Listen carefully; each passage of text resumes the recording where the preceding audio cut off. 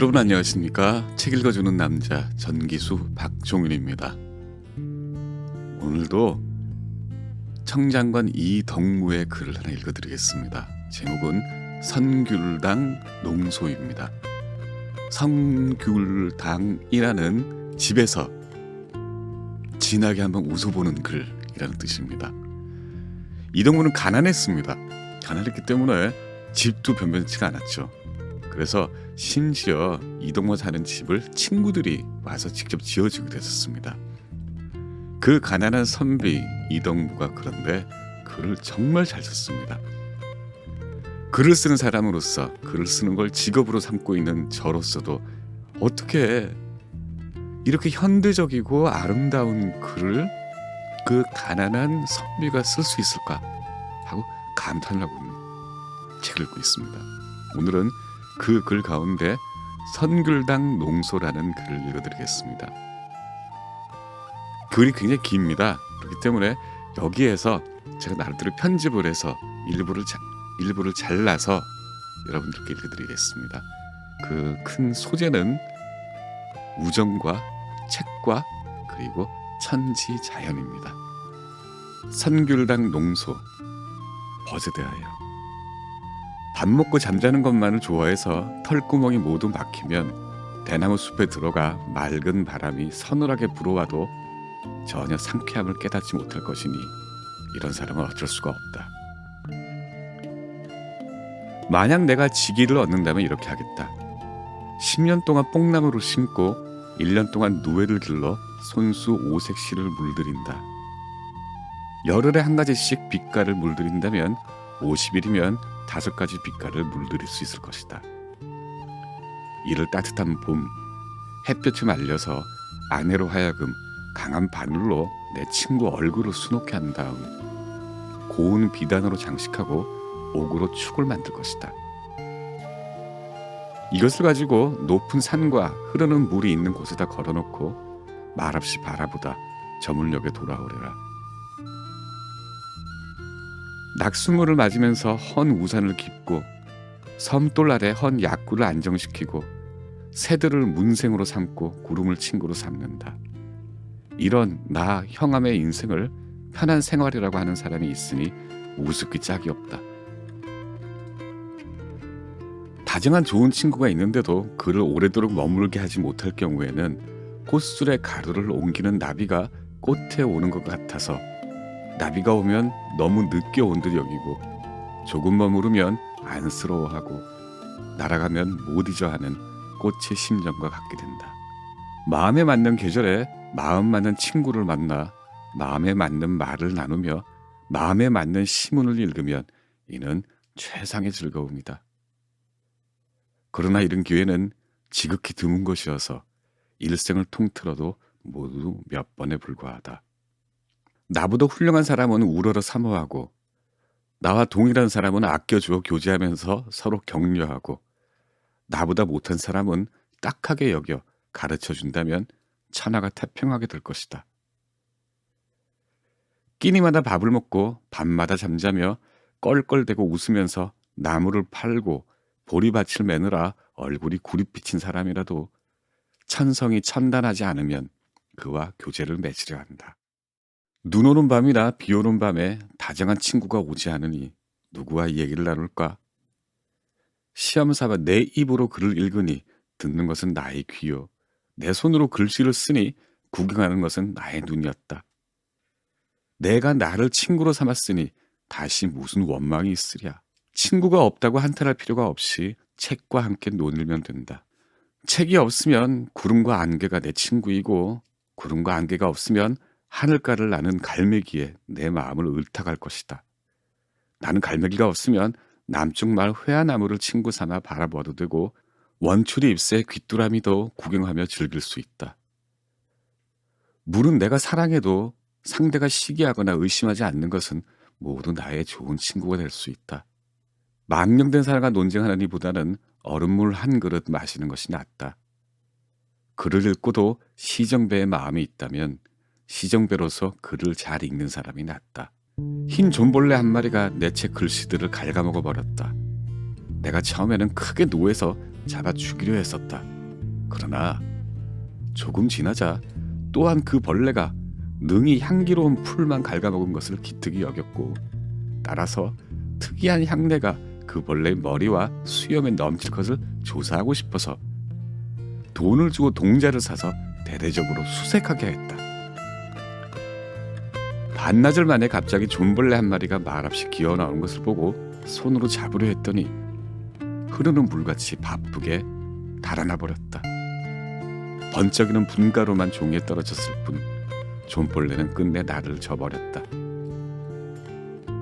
약한 아내는 길상을 잘하고 어린 아들은 글을 잘 읽고 여인 황소는 묵은 밭을 잘 갈아서 집안이 비로소 살아가기가 편해지면 그를 저술해서 명산에 동굴을 파고 복원하려고 한다.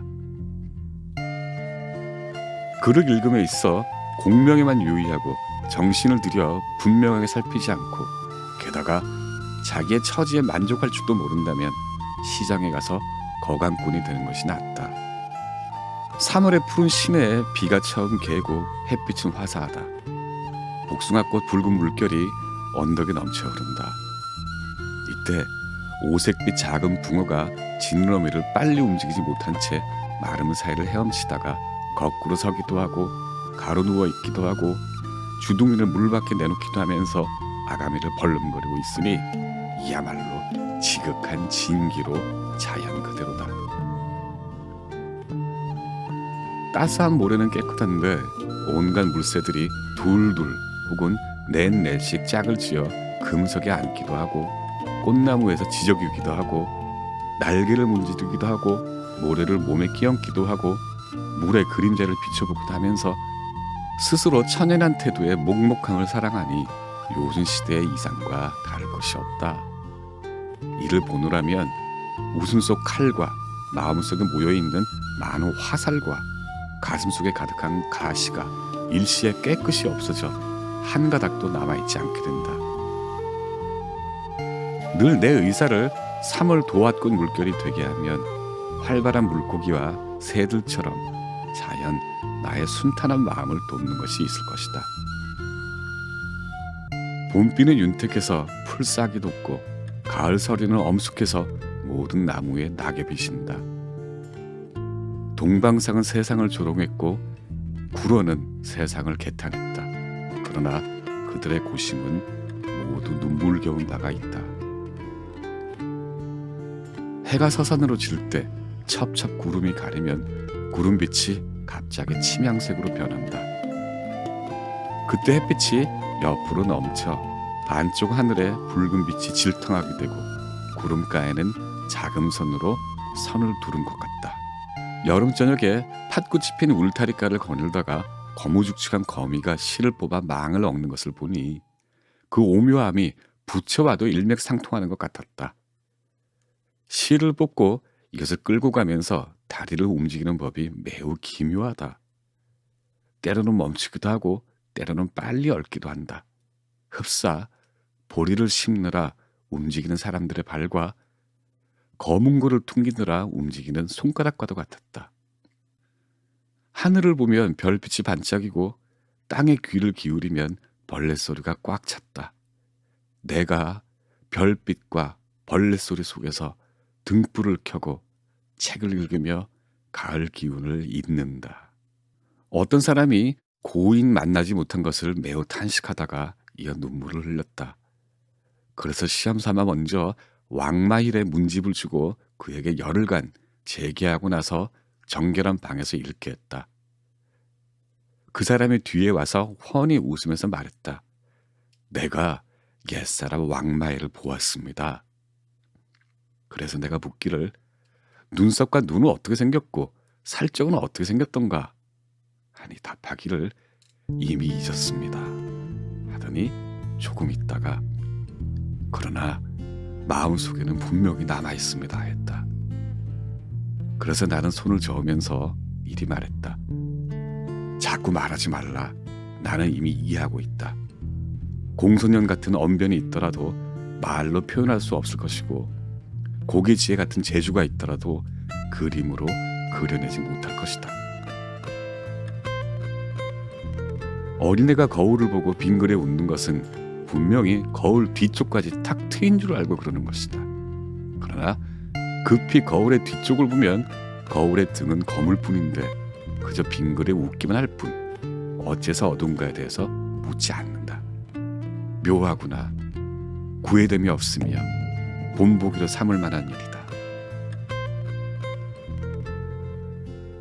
선비라도 한 꼘이 돈을 아끼게 되면 앞뒤가 꽉 막히게 되고 시정 사람이라도 마음속에 수천자 글을 지니게 되면 눈동자가 영롱하게 빛납니다. 가난해서 반꼘이 돈도 저축하지 못한 주제에 천하의 가난에 시달리는 사람에게 은택을 베풀려 하고 노둔해서 한 권의 책도 통독하지 못한 주제에 만구의 경사와 총패를 다 보려 하니 이는 오활한 자가 아니면 바로 어리석은 사람이다. 아 이덕무야, 아 이덕무야, 바로 내가 그렇다.